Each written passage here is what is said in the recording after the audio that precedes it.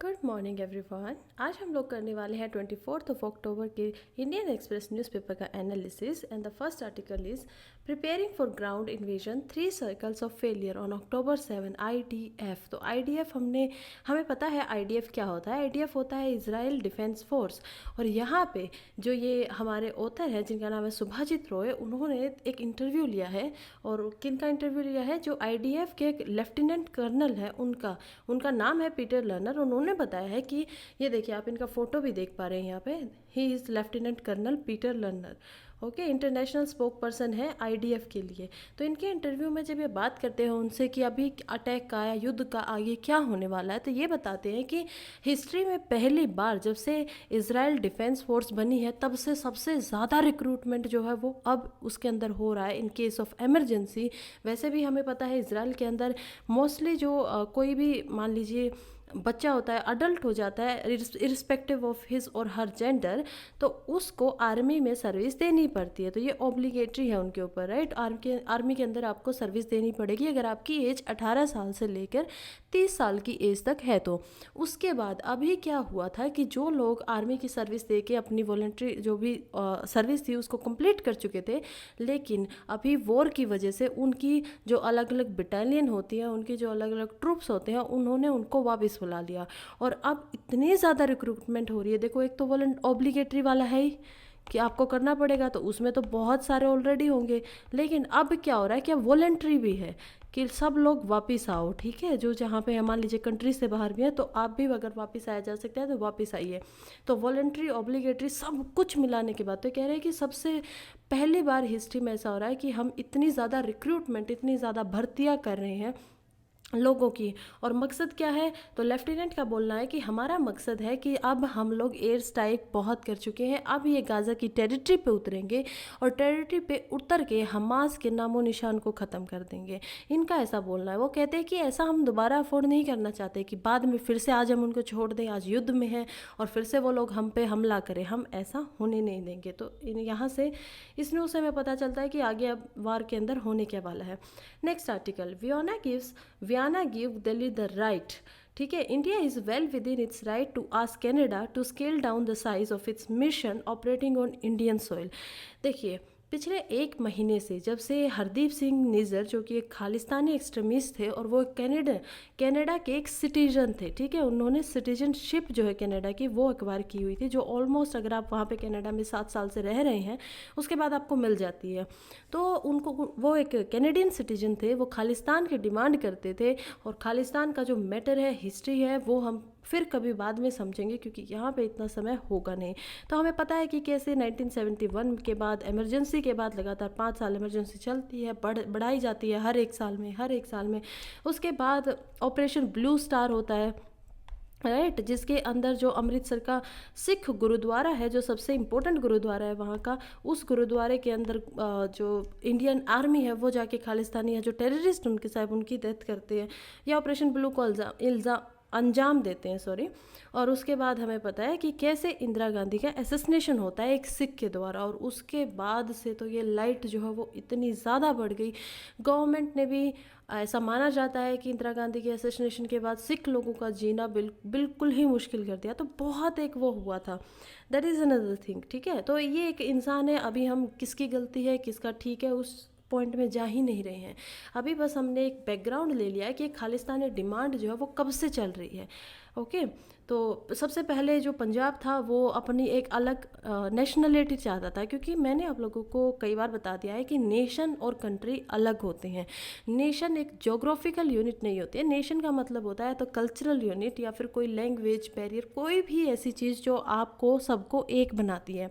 और इंडिया के अंदर हमें पता है कि इंडिया के अंदर रिलीजन भी हो सकता है। तो एज अ हम एक सेकुलर कंट्री है तो रिलीजन हमारा नेशन की आइडेंटिटी नहीं बनता है।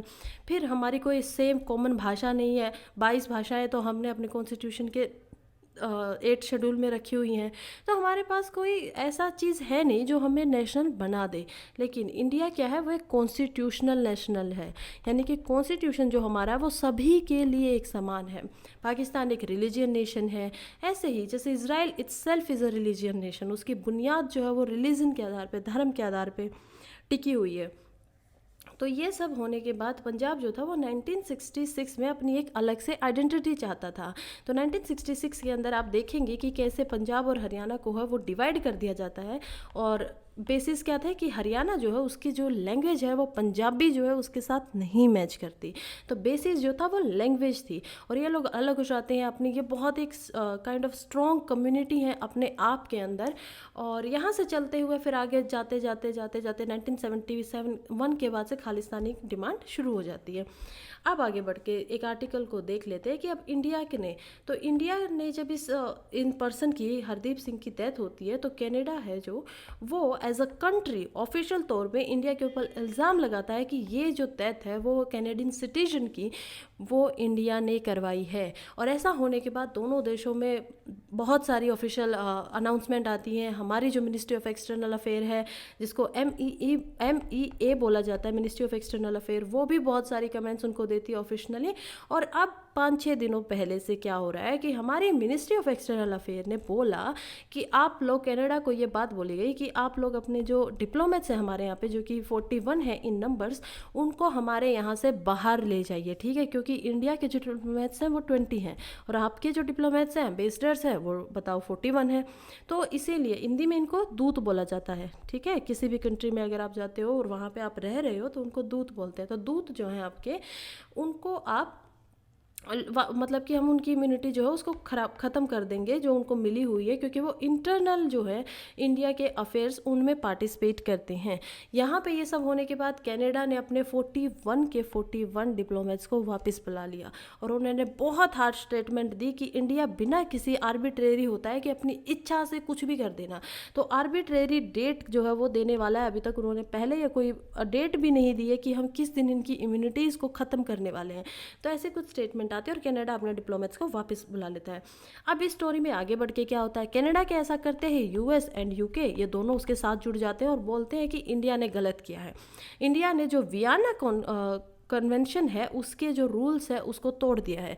वियना कन्वेंशन क्या है? वियना कन्वेंशन एक्चुअली में जो है वो 1966 या 1969 के अंदर हुआ था, और उसके बाद से वियना कन्वेंशन के बाद से ही, नो इट्स 1948 एंड 49। तो यहाँ पे ये वियना कन्वेंशन जो है ये बताता है, यूनाइटेड नेशंस इसको करवाने वाले थे, UN ने इसको करवाया था, और ये बताते हैं कि कैसे जो सभी डिप्लोमेट्स होंगे किसी भी कंट्री के, एक होगी सेंडिंग कंट्री, ठीक है, सेंडिंग कंट्री, और दूसरी क्या होगी, जो जिसके कंट्री में जाएंगे, होस्ट कंट्री या फिर रिसीविंग कंट्री, रिसीविंग कंट्री। तो ये आप देखिए कि कैसे एक जो भेज रहा है उसका नाम होगा सेंडिंग कंट्री, एक जो होस्ट है उसका नाम होगा रिसीविंग कंट्री या होस्ट कंट्री। तो ये करने के बाद इन सभी के लिए, सभी जितने भी लोगों ने उस पर साइन किया है एज ए इंटरनेशनल कानून के तहत पे, तो उन सभी के लिए कॉमन, जैसे कॉन्स्टिट्यूशन में सभी के लिए कॉमन फंडामेंटल राइट्स हैं, आर्टिकल 12 से 35 तक जो है, और पार्ट 3 के अंदर वो सभी के लिए कॉमन है। हाँ, लेकिन उनमें से कुछ जो अधिकार है वो हमने फॉरेन या एलियन जो कंट्रीज़ है उनको नहीं दिया है। लेकिन जब बात आती है यहाँ पे इसकी, तो ये सभी देशों के लिए कॉमन है, और आपको डिप्लोमेट्स के साथ कैसे व्यवहार करना है उनको रखना ही पड़ेगा अपने देश के अंदर, उनकी फ्रेंडली रिश्ते रखने के लिए। तो ये सब कन्वेंशन जो है वो दिए गए हैं। इल्ज़ाम लगाया तो इंडिया ने इसके रिस्पॉन्स में बोला कि हमने ऐसा कुछ नहीं किया है, हमने कोई कन्वेंशन नहीं तोड़ा है। और इंडिया जो है वो इसका एग्जाम्पल देता है, जो आर्टिकल 11 है वियना कन्वेंशन का और उसका सब क्लोज 1 है, उसमें इंडिया बताता है कि उसके अंदर साफ साफ लिखा गया है कि जो होस्ट कंट्री होती है वो किसी भी डिप्लोमेट्स की इम्यूनिटी को ख़त्म कर सकती है, और बिना रिसीविंग कंट्री को कोई जस्टिफिकेशन दिए हुए। तो यहाँ पे जो सब्जेक्टिव है ये आर्टिकल, और इसमें पूरी की पूरी जो बात होती है वो चलती है किसकी, होस्ट कंट्री की या रिसीविंग कंट्री की। अगर सिचुएशन अलग होती, अगर सिचुएशन ये निकल के आती कि मान लीजिए कनाडा में इंडिया के डिप्लोमेट्स होते हैं और वो हमारे डिप्लोमेट्स को भेजते, जो कि उन्होंने किया भी, तो तभी भी उनको हमें ज़्यादा जस्टिफिकेशन देने की ज़रूरत नहीं थी। यहाँ पे पहले इंडिया इस चीज़ का बात करता है। दूसरी बात इंडिया बताता है कि मैंने आप लोगों से बिल्कुल भी ये नहीं कहा है कि आप लोग अपने जो वो हैं वो सारे के सारे डिप्लोमेट्स को यहाँ से ले जाएं। इंडिया का बोलना है कि हमने आपको बोला है कि हमारे वो इंटरनल अफेयर्स में इंटरफेयर करते हैं, इसीलिए जैसे कि आप यहाँ पे पैरिटी नहीं है, कि बराबरता समानता नहीं है, कहाँ इंडिया के 20 डिप्लोमेट्स है, कहाँ आपने 41 को छोड़ा हुआ है हमारे कंट्री के अंदर। तो आप लोग इनको कम कर दीजिए, डाउन कर दीजिए, यानी कि कुछ जो डिप्लोमेट्स हैं 41 में से मान लीजिए आप यहाँ पे 20 ही छोड़ दीजिए कि बराबरी हो जाएगी। ठीक है, हम लोगों को इतने ज़्यादा नहीं चाहिए, हमारा जो काम है एडमिनिस्ट्रेशन है वो हमें इतना ज़्यादा अलाउ नहीं करता है रखने को। तो ये बात बोली थी यहाँ पे। तो फिर मतलब कि अगर कंक्लूजन निकाले तो देखा जा रहा है कि गलती जो है वो कनाडा की तरफ से ही हुई है, क्योंकि उन्होंने वियना कन्वेंशन को तोड़ा है, उन्होंने यहाँ पे जो एम्बेसडर्स हैं उनको वापस बुला लिया है, ना कि इंडिया ने उनको भेजा है। तो ये प्रभास रंजन जी जिन्होंने आर्टिकल लिखा है, जो कि faculty of legal studies Asian south Asian university में वहाँ पे पढ़ाते हैं। ये चीज़ हमारे यूपीएससी के एग्ज़ाम के लिए किस काम की होगी? तो यूपीएससी के एग्ज़ाम्स में ये जो टॉपिक है ये आता है पेपर जीएस 2 के अंदर। और पेपर जीएस 2 के अंदर अगर मैं आप लोगों को अच्छे से बताऊं तो आता है इंटरनेशनल रिलेशंस के अंदर। ठीक है, अब यहाँ पे हमें पता चल गया वियना कन्वेंशन क्या होता है, वियना कन्वेंशन में दिया क्या गया, तो इसको आप याद कर सकते हैं क्योंकि ये न्यूज़ में आ गया है अच्छे से, तो हो सकता है कि प्रीलिम्स में भी आ जाए। तो प्रीलियम्स के लिए आप इसको रिमेंबर रख सकते हैं कि एम्बेसडर्स के ऊपर है, ना कि कोई क्लाइमेट के ऊपर है। मतलब 4 हेडिंग्स आपको दे दी जाए कि किसके ऊपर है, तो प्री के लिए वहाँ पे यूज़फुल हो सकता है।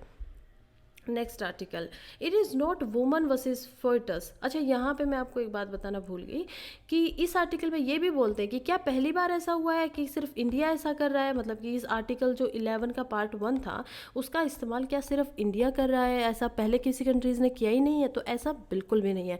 इवन यूएस और यूके जो दोनों के दोनों आए हैं अभी इंडिया को बुरा बताने, कनाडा की साइड लेने के लिए, तो इन दोनों कंट्रीज़ ने भी इसका इस्तेमाल किया है। यूएस ने इसका जो इस्तेमाल किया वो किया है 1979 के अंदर, जब वो ईरानियन डिप्लोमेट्स को अपनी कंट्री से बिल्कुल बाहर निकाल देते हैं। दूसरी चीज़, यूके ने जब इसका इस्तेमाल किया था तो यूके ने इसका इस्तेमाल किया था 1971 के अंदर, और इसको क्या बोलते हैं? Vienna convention on diplomatic relation. तो वीसीडीआर के अंदर जो है ये आर्टिकल है, और आर्टिकल 11 का सब क्लोज 1 जो है वो ये पावर देता है किसी भी कंट्री को। ठीक है, तो 1971 के अंदर यूके है जो वो भी ऐसा कुछ काम करता है, और ऐसा करने के बाद उन्होंने किसके खिलाफ किया? यूके ने किया रशिया के खिलाफ। जो उनका सोवियत यूनियन मिशन था यूसे में, तो उसको उन्होंने बोला कि कुछ इनएडिक्वेट एक्टिविटीज़ कर रहे हैं ये लोग, इसलिए हम इनको यहाँ पे नहीं रखना चाहते। तो उन्होंने ये भी नहीं बताया कि इनएडिक्वेट क्या होता है। इनएडिक्वेट, तो इनएडिक्वेट का मतलब होता है ऐसी कुछ इनएडिक्वेट ऐसी कुछ एक्टिविटीज़ जो उचित नहीं है। ठीक है, जो उचित नहीं है यानी अनुचित। एडिक्वेट होता है कि आप कोई काम ऐसा करें जो ठीक हो, तो इनएडिक्वेट एक्टिविटीज़ कर रहे हैं। इन एडमिनिस्ट्रेबल एक्टिविटीज़ जो है वो रशिया के जो मिशन है, रशिया के डिप्लोमेट्स हैं उनके द्वारा देखने को मिली है, इसलिए हम लोग बिल्कुल नहीं चाहते हैं कि वो लोग यहाँ पे रहे। तो जो लोग यहाँ पे खुद आए हैं उनको अच्छे से पता था इस आर्टिकल के बारे में, स्टिल वो लोग जस्ट कनाडा को अपना सपोर्ट दिखाने के लिए प्रेजेंट होते हैं। Next article, it is not woman versus foetus. Confirming personhood on a foetus at expense of a woman agency is problematic. तो यहाँ पे 2 ऑथर हैं जिन्होंने इस आर्टिकल को लिखा है। पहले जो एडिटोरियल जो लिखा है वो ऑथर का नाम है सुनीता शहल भांदेवर, एंड जो दूसरे हैं उनका नाम है अमर जैसनी। ये जो शील भांदेवर है वो बायो एथिस्ट हैं, सेक्रेटरी जनरल है मेडिकल इथिक्स सोसाइटी के अंदर, और जैसानी जी जो है वो Indian journal of medical ethics के एडिटर हैं। ये दोनों के दोनों इथिक्स यानी कि वो चीज़ जो मौलिक है, जो चीज़ करना ठीक है, उचित है, तो वो चीज़ों में दोनों के दोनों कहीं ना कहीं अपनी एक्सपर्टीज़ जो है वो रखते हैं। और आप समझते हैं इनके पॉइंट ऑफ व्यू से कि इनको कैसा लगता है कि इथिकल जो एक औरत के साथ हुआ है, जो अभी हो रहा है केसेस में, उसका रिजल्ट वो ठीक था नहीं था। ऑल्दो हमें हेडिंग से पता चल रहा है कि ये थोड़ा सा इनको भी प्रॉब्लमेटिक लग रहा है। तो चलिए आगे देखते हैं। तो यहाँ पे ऑथर बताते हैं कि कैसे 1 साल के अंदर 2 ऐसे एक्सट्रीम केस देखने को मिल गए हैं सुप्रीम कोर्ट में, जहाँ पे प्रेग्नेंट वुमेन जो है वो जाके अपने बच्चे को अबॉर्ट करवाना चाहती हैं। तो पहला केस जो है वो देखने को मिला था सितंबर 29 के अंदर और 2022 में, जहाँ पे 3 जजेस का बेंच बैठा था। आप लोगों से अगर मैं पूछूं कि ये जो बेंच होते हैं, कभी आप सुनेंगे 3 जजेस का, 5 जजेस का, 7 का, 13 का, 15 का, 17 का। अभी 17 इज़ द लास्ट नंबर जो सुप्रीम कोर्ट में बन सकता है हाईएस्ट। तो ये ऐसे क्यों है, ऑड नंबर्स में क्यों है? जस्ट एक क्वेश्चन है, आप लोगों को अगर पता है तो प्लीज़ इसका आंसर कमेंट में बताइएगा, अदरवाइज मैं कल इसका आंसर आप लोगों को देती हूँ। खैर आगे बढ़ते हैं। तो यहाँ पे एक केस हुआ था 29 में, जहाँ पे ये 3 पेजेस का जो जजेस का जो बेंच था उसमें खुद इंडिया के जो सीजीआई है डीवाई चंद्रचूड़ यानी कि चीफ जस्टिस ऑफ इंडिया है, वो खुद इसका पार्ट थे, वो खुद इसका हेड थे।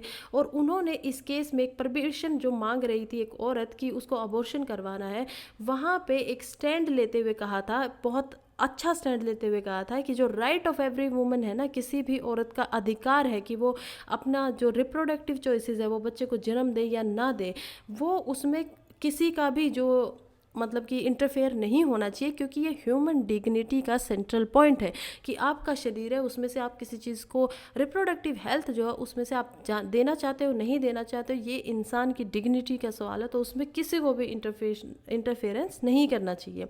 दूसरा, सीजीआई ने उस केस में ये भी बोला था कि अगर कोई भी डिप्राइव करता है किसी भी औरत को कि आप अपना ऑपरेशन नहीं करा सकती हैं, वो नहीं करवाना चाहती हैं, तो वो उस औरत की मेंटल इमोशनल फिजिकल जो अच्छी सेहत होनी चाहिए, वेलबींग जो है, वो उसके ऊपर एक घाव है, एक डिग्निटी जो है उसके ऊपर एक घाव किया गया है।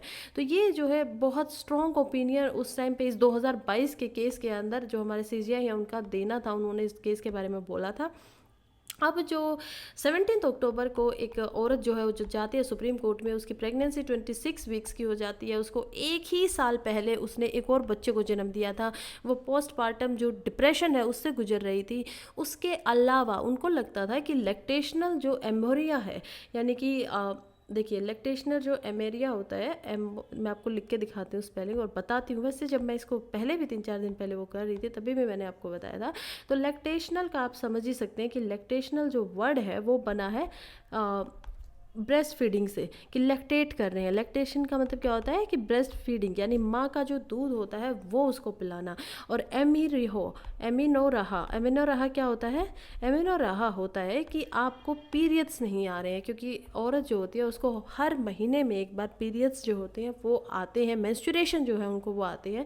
तो जब मेंस्ट्रुएट नहीं कर रही है एक औरत, दैट मीन्स उसका जो फर्टिलाइजेशन का प्रोसेस है, जो एग है जो हर महीने बनना चाहिए, और वो उसके बाद ही जो ओवुलेशन पीरियड आएगा मेंस्ट्रुएशन के बीच के बाद होने के ऑलमोस्ट 7 to 10 डेज के अंदर, तो वो ओवुलेशन पीरियड के अंदर अगर औरत को स्पर्म मिल जाता है तो वो रिप्रोडक्शन के लिए बिल्कुल तैयार होता है। तो ये एक्टिविटी उसकी बॉडी में नहीं हो रही है। और लैक्टेशनल एमिनोरोहा का मतलब होता है कि शायद अब जो बच्चा है या जो एग है वो नहीं हो रहा है।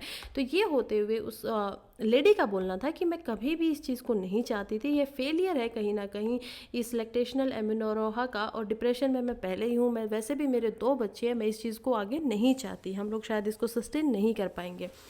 तो ऐसा कहने के बाद भी पहले एक बेंच बैठता है, उन्होंने उनको जो है परमिशन दे देते हैं। उसमें से जो दोनों बेंच की जो जजेस थी वो खुद लेडीज़ थी। पहली जो बेंच की जजेस थी उनका नाम था जस्टिस कोहली, और दूसरी जो बेंच की जज थी उनका नाम था जस्टिस नागा रत्ना। तो ये कोहली जी और जो जस्टिस कोहली हैं और जो कोहली नागा रत्ना है, दोनों की दोनों फीमेल्स थी। तो ये लोग उसको परमिशन दे देती हैं कि ठीक है आप लोग जाइए, आप अपना अबॉर्शन करवा लीजिए, उसने जो भी रिपोर्ट सामने रखी।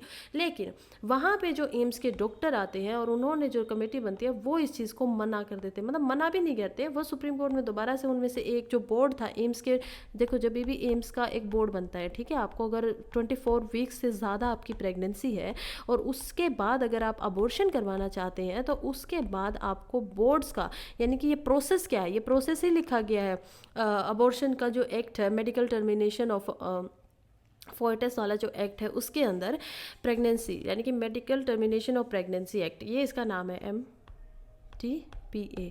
तो ये जो एक्ट है इसमें बिल्कुल प्रोसेस अच्छे से दिया गया है कि 24 हफ्ते अगर पार हो जाते हैं तो आपको एक मेडिकल बोर्ड होना चाहिए। जैसे इस केस में एम्स का एक मेडिकल बोर्ड था, MB यानी कि मेडिकल बोर्ड, और वो लोग अगर ये रिपोर्ट देते हैं कि ये 2 कारणों की वजह से ये चीज़ किया जा सकता है। पहला कारण है कि फोर्टल की कोई डिफॉर्मिटी तो नहीं है, ऐसा तो नहीं है कि बच्चा डिफॉर्म हो गया, यानी कि ठीक तरीके से जैसे उसको बनना चाहिए वैसा नहीं बना और वो डिफॉर्म होकर पैदा होगा।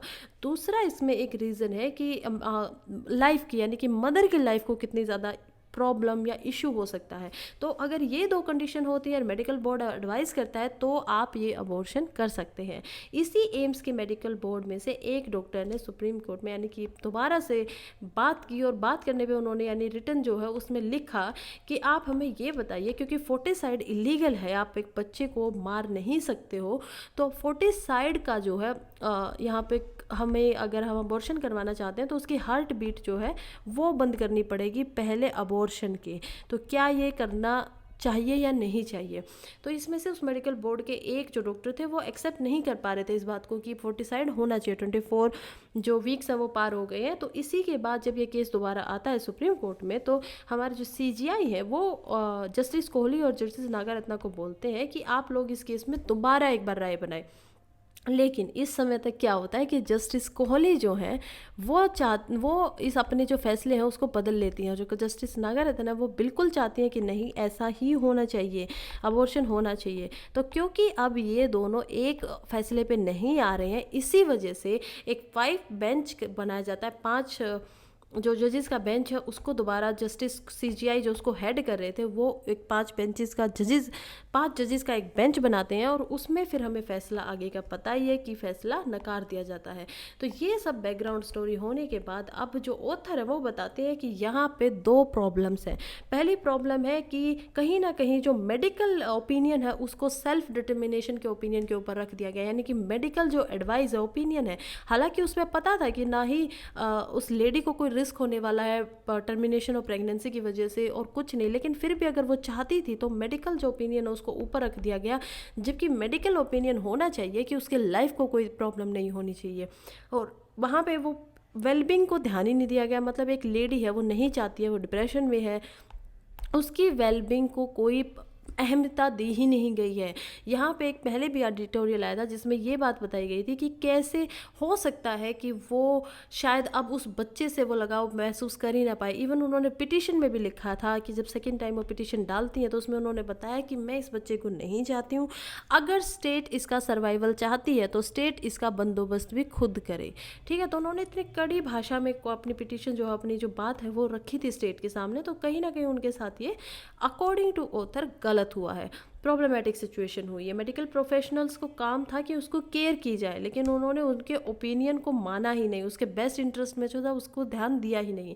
सेकंड डेंजर जो है वो एक सिग्नल देता है कि वायबिलिटी ऑफ द फोर्टिस। यहाँ पे हमने बार बार देखा कि कैसे जो डॉक्टर की बात थी वो उस बात पर डिपेंड करती थी कि हार्ट बीट जो है उसको बंद करना पड़ेगा पहले अबॉर्शन से। तो यहाँ पे ऑथर बताते हैं कि देखो मेडिकल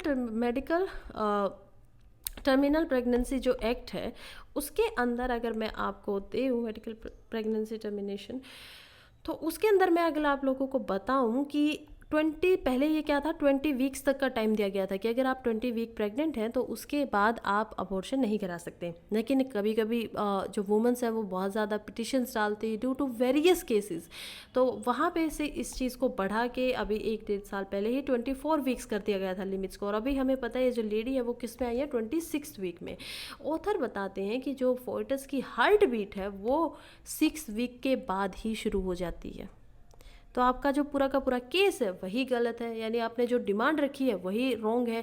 क्योंकि अगर आप 6 हफ्ते के अंदर हार्ट बीट जो है वो शुरू हो जाती है तो ये बोलते हैं अबॉर्शन की हर जो अबॉर्शन होता है वो फोर्टिसाइड ही होता है, आप उसको मारते ही हो। क्योंकि 6 हफ्तों से पहले तो कोई अबॉर्शन कराने rare of the rarest chance में किसी को पता चलता है और वो अबॉर्शन कराने के लिए आती हैं। तो ये जो जम्पशन है, जो कहीं ना कहीं आर्ग्यूमेंट दी गई थी डॉक्टर के द्वारा, वो ऑथर को समझ नहीं आ रही है। इसीलिए वो कहते हैं कि ये एक्सेसिव रिलायंस है कि फोर्टिस को आप इतना ज़्यादा इंपॉर्टेंस दे रहे हो जबकि आप वो पहले ही करते हो, राइट। क्योंकि हमने देखा कि जो MTPA एक्ट है वो 20 से 24 हफ्तों की आपको परमिशन देता है कि आप अबॉर्शन करा लीजिए। अगर 2 हफ्ते बाद उसकी हार्ट बीट है वो ऐसा तो नहीं है कि ज़्यादा बढ़ने लगी है, ज़्यादा चलने लगी है, अब वो हार्ट बीट जो है वो और ज़्यादा कुछ चेंज आ गए हैं उसमें, वो तो 6 हफ्ते से ही शुरू हो चुकी है, 6 हफ्ते के बाद से ही वो शुरू है।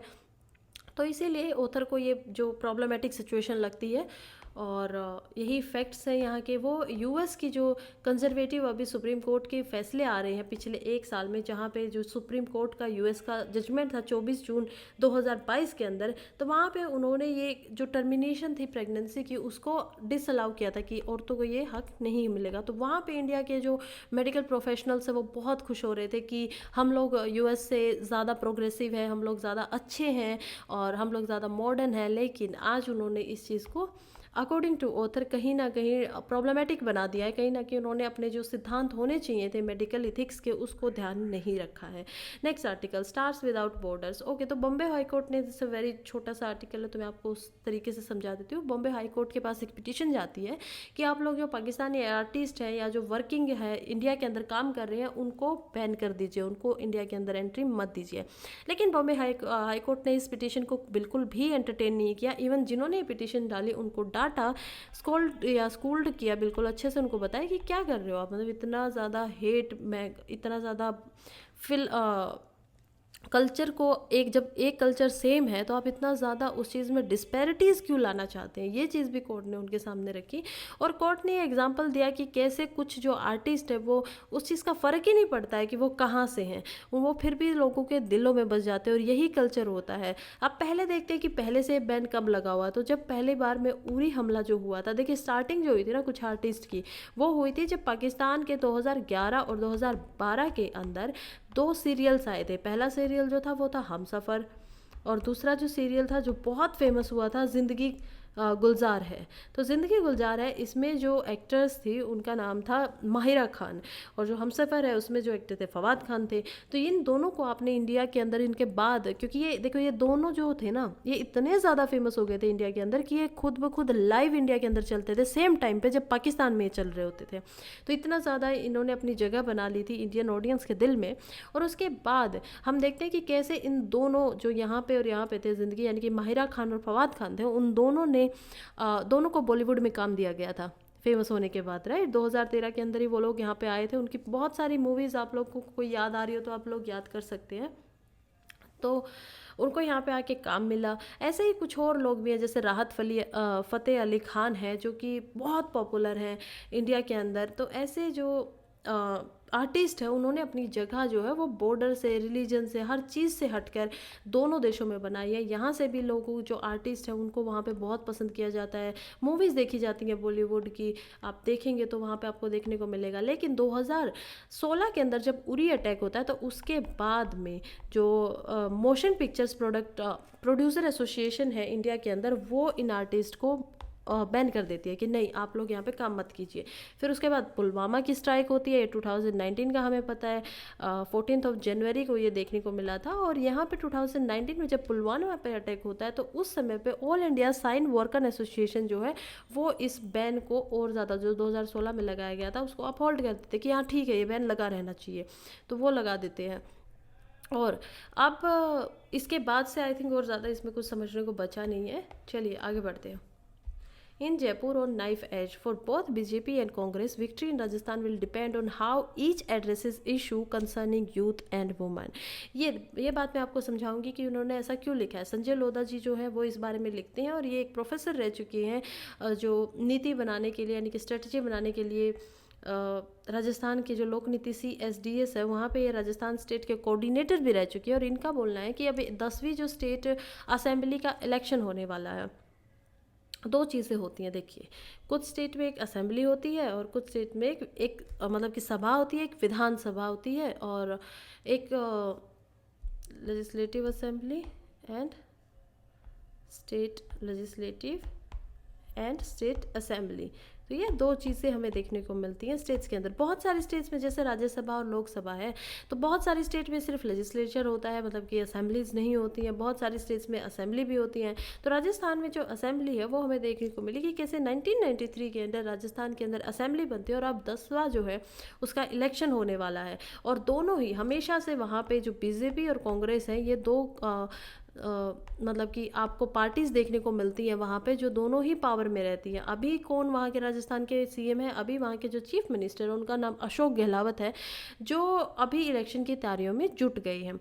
1993 से लेकर 2018 तक का डाटा यहाँ पे जो होता है वो हमें दिखाते हैं कि कैसे 1993 में जो वोटिंग थी, लोग सिर्फ 60.52% लोग वोट करते थे। उनमें से मेल का जो भाग था वो 68.22% था और फीमेल जो थी वो 52.33 थी। और अगर हम बात करते हैं लास्ट इलेक्शन की 2018 की, तो हम देखते हैं कि कैसे जस्ट 60% से ये डाटा ओवरऑल वोटिंग का 74.72% हो गया है।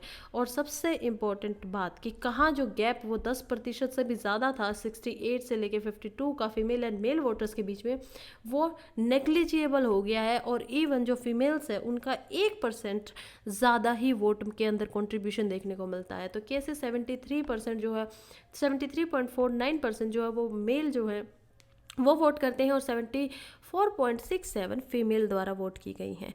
तो ये सब होने के बाद अब आगे का बात करते हैं कि इस साल में जो दोनों ही पार्टीज़ ने अपना काम करना शुरू कर दिया है। कांग्रेस की तरफ से चीफ मिनिस्टर अशोक गहलोत हैं जो अपना मिशन 156 लेके आए हैं। उसके बाद इन्होंने मिशन 2030 की बात कर दी है कि इस समय पे 2030 तक जो राजस्थान है वो इसको इंडिया की जो नंबर 1 स्टेट है कंट्री के अंदर वो बना देंगे।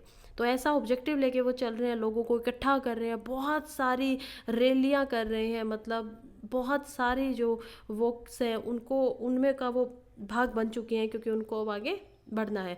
बीजेपी की साइड से देखा जाए तो बीजेपी में जो हमारे खुद के प्राइम मिनिस्टर हैं वो पिछले 1 साल से, यानी जनवरी से, सिर्फ पिछला 1 साल भी नहीं हुआ है अभी, ऑलमोस्ट 10 महीनों से वो 9 बार राजस्थान के अंदर जा चुके हैं। मतलब 10 महीने हुए, हर महीने एक विजिट एवरेज निकल के आ जाता है।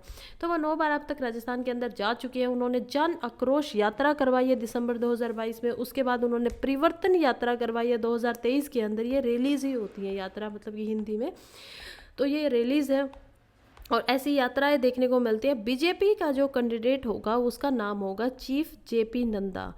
तो जेपी नड्डा जो है ये बीजेपी के जो पार्टी के चीफ हैं एक्चुअली, ये लोग आए हुए हैं। अमित शाह, ये सब लोग वहाँ पे राजस्थान के अंदर आते हैं, ये जो यात्राएं होती हैं उनका पार्ट बनते हैं।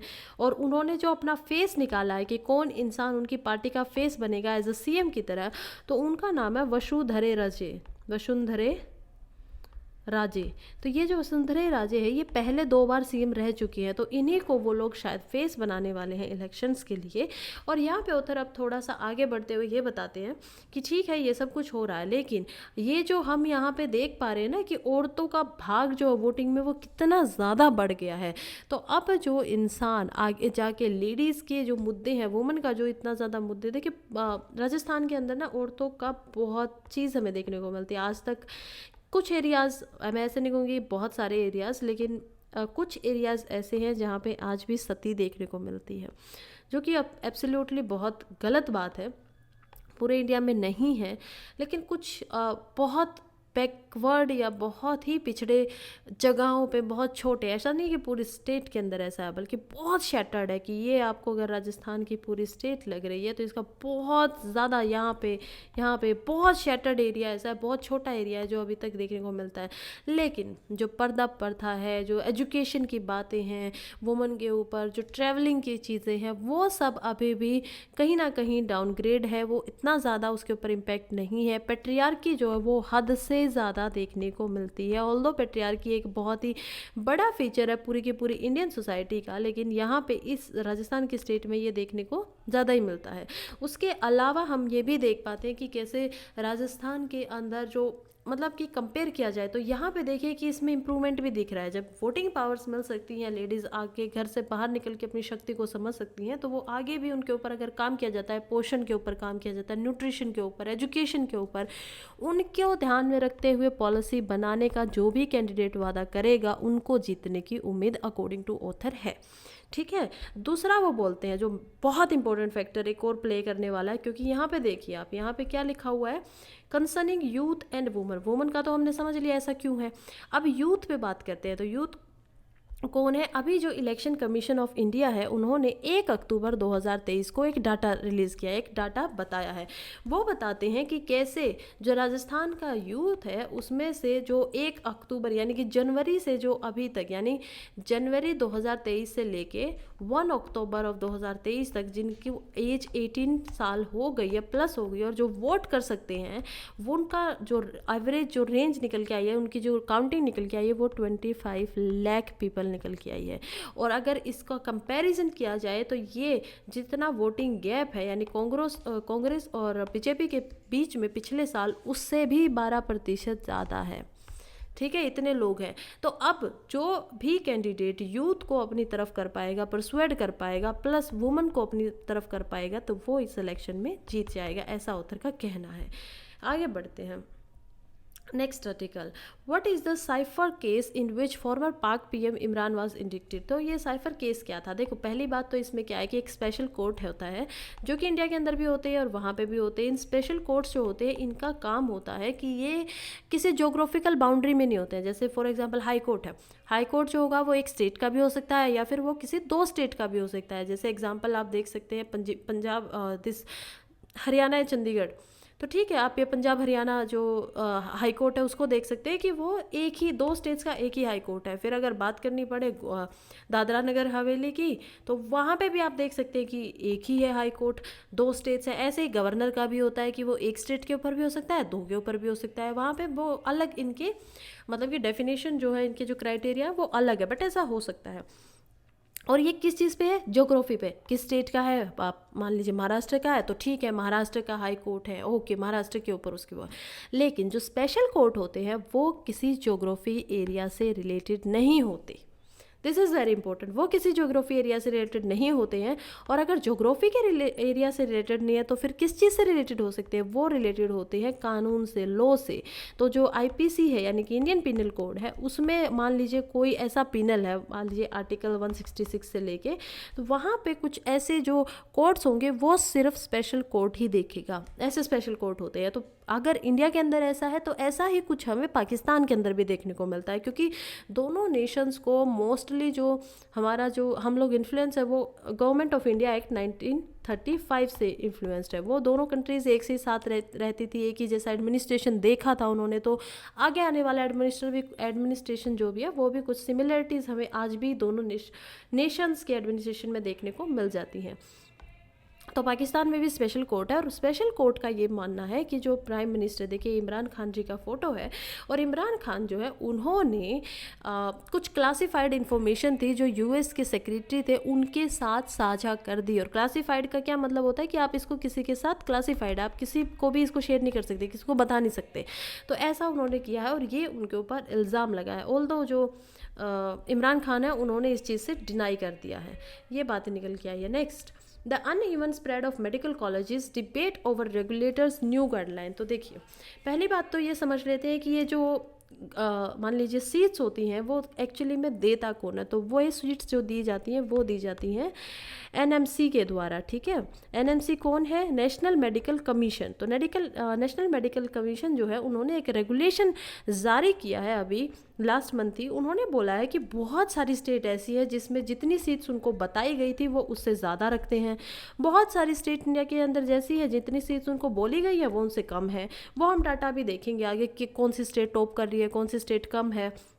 ये बोलते हैं, अगर आप लोग इलेक्शन के बाद, हम अभी करने वाले इलेक्शन होने वाला है, तो आप लोगों को पता होगा कि कॉन्स्टिट्यूएंसीज जो होती हैं वो इलेक्शन के अकॉर्डिंग दी जाती हैं। ठीक है, इलेक्शन के नहीं, सॉरी, पॉपुलेशन के अकॉर्डिंग दी जाती है कि आपकी पॉपुलेशन इस तरीके से बटी होनी चाहिए पूरे की पूरे नेशन के अंदर कि सभी को सेम, यानी कि क्या बोलते हैं उसको, आपकी जो स्टेट है उसकी पॉपुलेशन के अकॉर्डिंग जितनी पॉपुलेशन निकल के आती है उतनी ही सीट्स हो जानी चाहिए। मान लीजिए जैसे हरियाणा के अंदर ये जो सीट्स का क्राइटेरिया है वो 40 है, 90 है, 90 सीट्स है।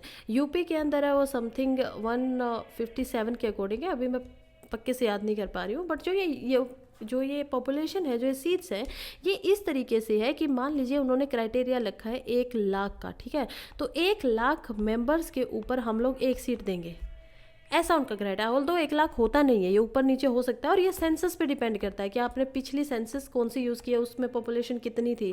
तो ये कह रहे हैं कि थ्रू आउट यही होना चाहिए पूरे के पूरे स्टेट्स के अंदर। कॉन्स्टिट्यूएंसीज जो हैं वो सब पूरे के पूरे बिल्कुल ऐसे ही बंटनी चाहिए कि उनके अंदर जो पॉपुलेशन है वो क्राइटेरिया सेम निकल के आए। अभी तक जो पॉपुलेशन का क्राइटेरिया वो इस्तेमाल होता है 2011 के ऊपर, और अभी कोविड की बात कहने से जो नेक्स्ट जो सेंसस होने वाली थी, हर 10 साल के बाद एक सेंसस होती है, एक जनगणना होती है, जो कि अभी होने वाली थी 2021 में, लेकिन गवर्नमेंट ने उसको अभी 2021 में नहीं किया कि कोविड आ गया है। लेकिन अभी इलेक्शन है तो उससे पहले, अब कोविड को जाए हुए भी 2 साल हो चुके हैं, लेकिन वो अभी भी उस चीज़ को डिले करने या नहीं करना चाहते हैं।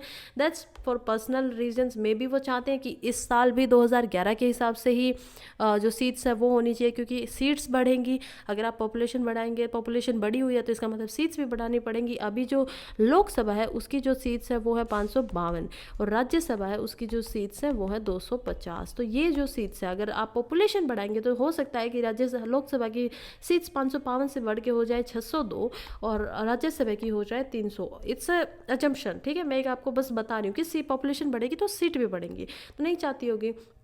सेम यही क्राइटेरिया करना चाहता है NMC, नेशनल मेडिकल कमीशन। वो चाहता है कि सभी स्टेट को पॉपुलेशन के आधार पे ही सीट्स मिलनी चाहिए, और उसी स्टेट्स को वो उनको पॉपुलेशन जितनी है उसी के, मान लीजिए इन्होंने क्राइटेरिया कर दिया है कि आप एक काम करिए। वैसे WHO का कहना है कि ऑलमोस्ट 1000 जो पेशेंट्स होते हैं उनके ऊपर पॉपुलेशन, जो आदमी होते हैं उनके ऊपर एक डॉक्टर होना चाहिए। लेकिन इंडिया में एक क्राइटेरिया बहुत बड़ा है, ऑलमोस्ट 2000 प्लस जाता है। अभी हमारे पास इतनी डॉक्टरों की शॉर्टेज, और कुछ स्टेट्स ऐसी हैं कि जितनी उनकी पॉपुलेशन है वो उनसे ज़्यादा नंबर ऑफ सीट्स जो है कॉलेजेस में प्रोवाइड करवा रही है। तो इसी चीज़ को रेगुलेट करने के लिए सीट्स को बांटा गया। मैं आप लोगों को शॉर्टली ये दिखा देती हूँ कि देखिए कैसे जो सदर्न, एक तो आप देखिए इंडिया जो है, इंडिया का अगर मैं आपको मैप बना के दिखाऊँ तो इंडिया आप देखिए यहाँ से जाता है, यहाँ पे सिक्किम आ जाता है, यहाँ पे वेस्ट मिलके इधर से म्यांमार को अगर हम छोड़ देते हैं तो इंडिया की सदर्न बाउंड्री है। यहाँ से आ जाइए, यहाँ पे राजस्थान का एरिया, यहाँ पे फिर गुजरात आता है, और यहाँ से फिर से डाउन, ऑल दो बहुत अच्छा नहीं बना पाई मैं, पर उसको छोड़ दीजिए। ये जो एरिया है इंडिया जो है वो बहुत सारे जोन में बटा हुआ है, बट हम लोग मोटा मोटा यहाँ से जो आपका मैदानी एरिया है, ये पूरा का पूरा ग्रीन देखिए आप, मैं आपको ग्रीन कलर में दिखाती हूँ, ये पूरा का पूरा मैदानी एरिया है इंडिया का, और नदर्न पार्ट की ज़्यादातर स्टेटें इसी में आ जाती हैं, ठीक है। जैसे दिल्ली हो गया, हरियाणा हो गया, पंजाब हो गया, यूपी हो गया, ऑल्दो ये नॉर्थ ईस्ट में बिहार वगैरह जो वो नॉर्थ ईस्टर्न रीजन के अंदर आता है। तो नॉर्थ ईस्ट ये शिमला हो गया, जम्मू हो गया, और ये जो प्लेटू है जिसको हम प्लेटू, दक्कन प्लेटू बोलते हैं, इसके नीचे मोस्टली हम लोग गुजरात से जो नीचे, मध्य प्रदेश से जो नीचे, इसको सेंट्रल इंडिया मान लेते हैं, और इसके नीचे की स्टेट्स को हम लोग मानते हैं सदर्न स्टेट, साउथ इंडिया की स्टेट। तो साउथ इंडिया की स्टेट्स में ऑलमोस्ट महाराष्ट्र को इंक्लूड नहीं किया जाता है, बल्कि लास्ट की जो 4 स्टेट्स है उनको देखा जाता है, बट ये महाराष्ट्र का भी कुछ पार्ट जो है साउथ इंडिया के अंदर ही आना चाहिए अगर हम ज्योग्राफिकली समझे तो अब ये जो सदर्न पार्ट है उसकी जो साउथ इंडिया की जो स्टेट्स है उनका रेशो बहुत ज़्यादा है। जैसे पांडुचेरी जो है उसको फिलहाल उसके पास 1630 सीट है मेडिकल की, MBBS की, और पॉपुलेशन जो प्रोजेक्टेड उसका माना गया, तो वो माना गया है कि उनके पास 16,46,000 लोग रहते हैं, और उनको जो अलाउड की गई थी वो सिर्फ 165 सीटें अलाउड की गई थी कि आपकी पॉपुलेशन के हिसाब से आप लोग 165 सीटें रख सकते हैं। तो अगर परसेंटेज देखें तो 890.28 ज़्यादा परसेंट जो है पॉपुलेशन यहाँ पे देखने को मिलती, सीट्स की जो परसेंटेज है वो देखने को मिलती है। ऐसे ही देखिए पॉजिटिव 182 जो है अंडमान निकोबार में, सिक्किम के अंदर भी आप 117% ज़्यादा देख सकते हैं, यानी कि लगभग डबल से भी ज़्यादा। तेलंगाना के अंदर हम देख सकते हैं 94.6% ज़्यादा है, केरला के अंदर 28% ज़्यादा है, चंडीगढ़ के अंदर 21.8% ज़्यादा, आंध्र प्रदेश के अंदर 6% ज़्यादा है, ज़्यादा नहीं है तो ठीक ही है। तमिलनाडु, कर्नाटका के अंदर आप देखिए 62.8% है। अब मैं आपको कुछ ऐसे स्टेट्स का दिखाती हूँ जिनका बहुत ज़्यादा लो है। जैसे मेघालय को 50 सीटें दी गई थी, मेघालय में सिर्फ 50 सीटें हैं, लेकिन उनको दी गई थी 335 सीटें, तो ये -85.07% चल रहे हैं। ऐसे ही बिहार को सीटें जो हैं उनके पास वो 2500 सीटें हैं, लेकिन उनको जो अलॉटेड सीट्स हैं वो अलॉटेड सीट्स हम देख सकते हैं कि बिहार की पॉपुलेशन के हिसाब से उनको 12,000 सीटें अपनी प्रोवाइड करवानी चाहिए। देखिए आप कितना ज़्यादा दे रखा है बिहार को। आप यहाँ पे देख सकते हैं यूपी को भी बहुत ज़्यादा सीट्स दी गई है कि आप लोग 23,500 जो MBBS की सीट्स हैं उनको कॉलेजेस के अंदर लीजिए, आप उनको कॉलेजेस में एडमिशन दीजिए। और ये एरिया किसी भी इन स्टेट्स को नहीं दिया गया ऊपर, इतना ज़्यादा तमिलनाडु को दिया गया है 7,500 सीट्स, और उन तमिलनाडु में फ़िलहाल रखी हुई है 11,000 सीट्स। कर्नाटका का भी यही रेशो निकल के आता है, प्लस 11,000 प्लस सीट्स का।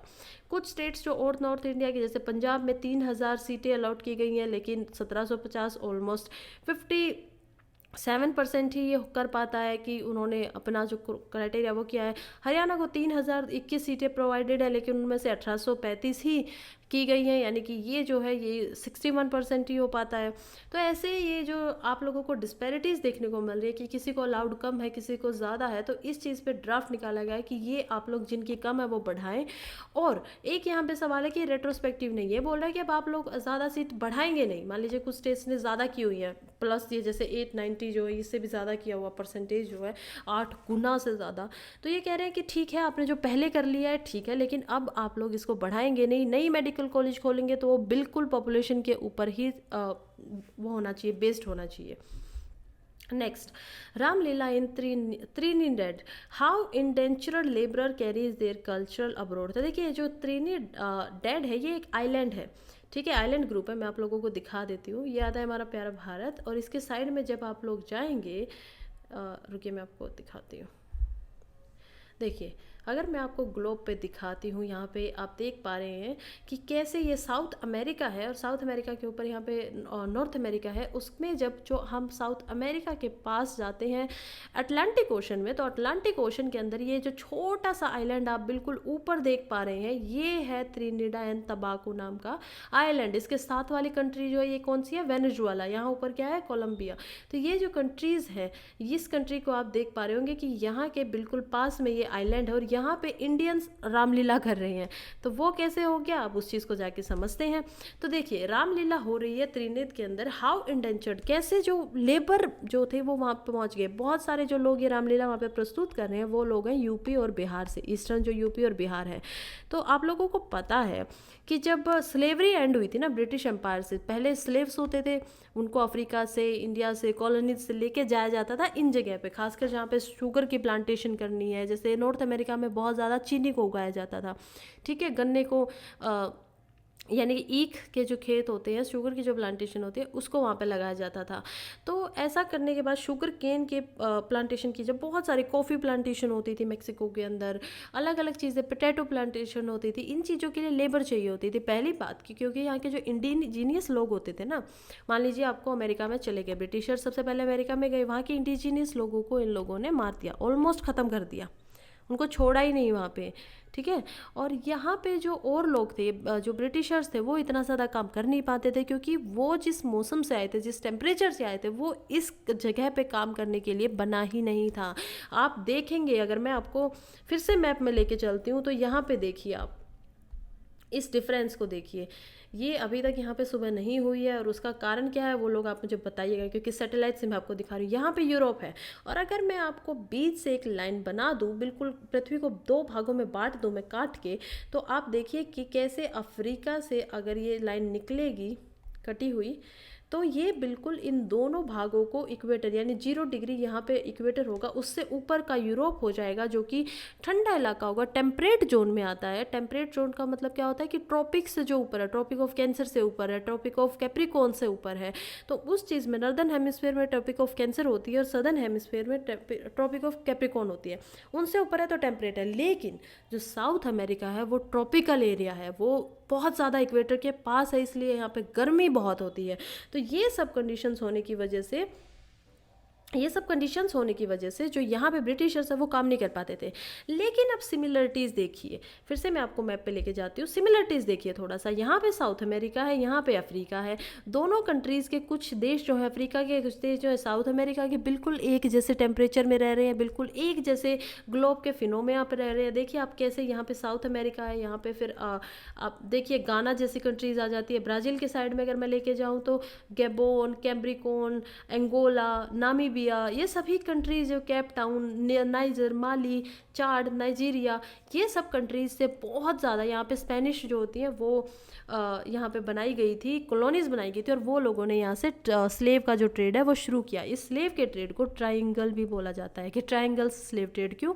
क्योंकि अफ्रीका यहाँ पे है। मैं आपको रुकिए दूसरा जो कलर है उसको लेके आपको दिखाती हूँ ताकि आप लोगों की अंडरस्टैंडिंग ज़्यादा अच्छे से हो पाए। यहाँ पे अफ्रीका है, ठीक है, यहाँ पे साउथ अमेरिका है जहाँ पे लेके जा रहे हैं, यहाँ पे ब्रिटिश है, वो यहाँ पे लेके आते हैं पहले, फिर यहाँ से यहाँ लेके जाते हैं स्लेव्स को। तो ये कारण था कि वो स्लेव्स को लिए। लेकिन अब क्या होता है, स्टोरी में आ जाता है चेंज, ट्विस्ट आ जाता है कि ब्रिटिश एम्पायर बिल्कुल 1834 के अंदर स्लेवरी को कर देता है बंद।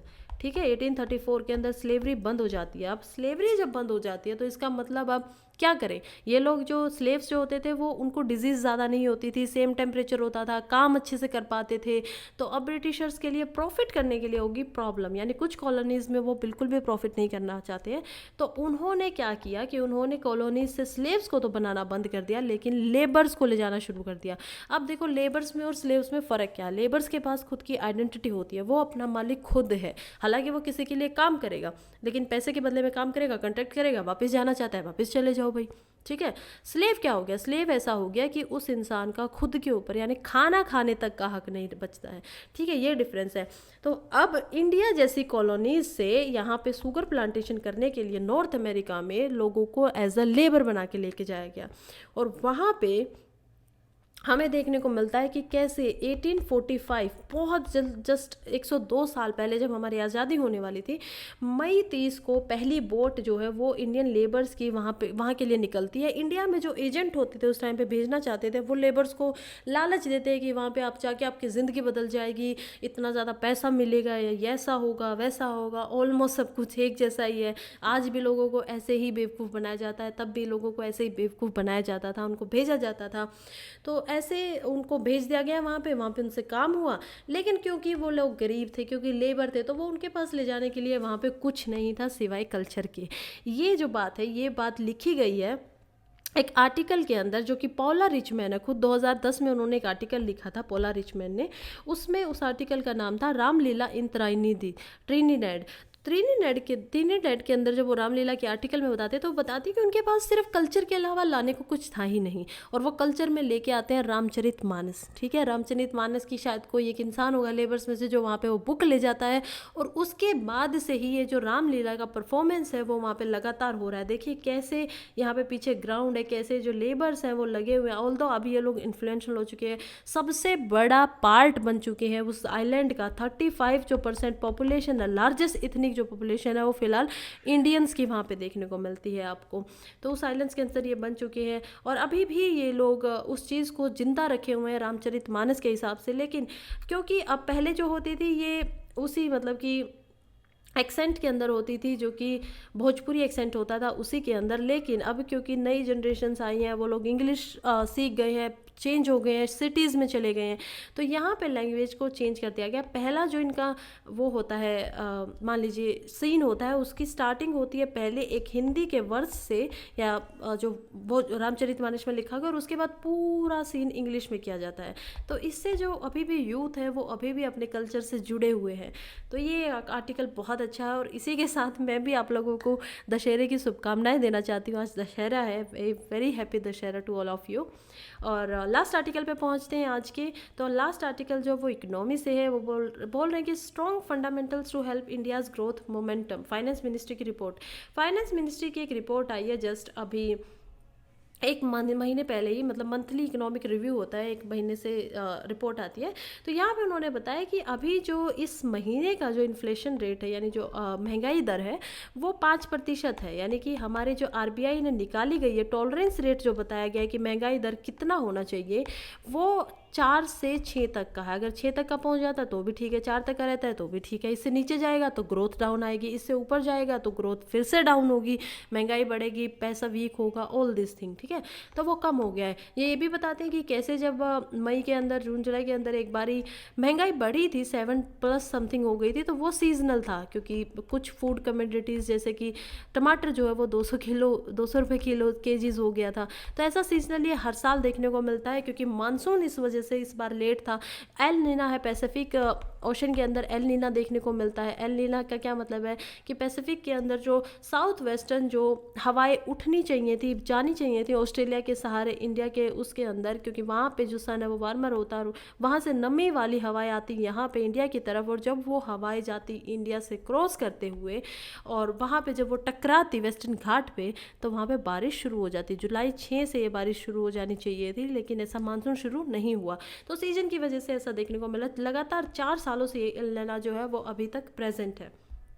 सो आर्टिकल ख़त्म हुआ, न्यूज़पेपर ख़त्म हुआ। थैंक यू सो मच, आप मेरे साथ यहाँ तक बने रहे हैं, तो आपको बहुत बहुत ऑल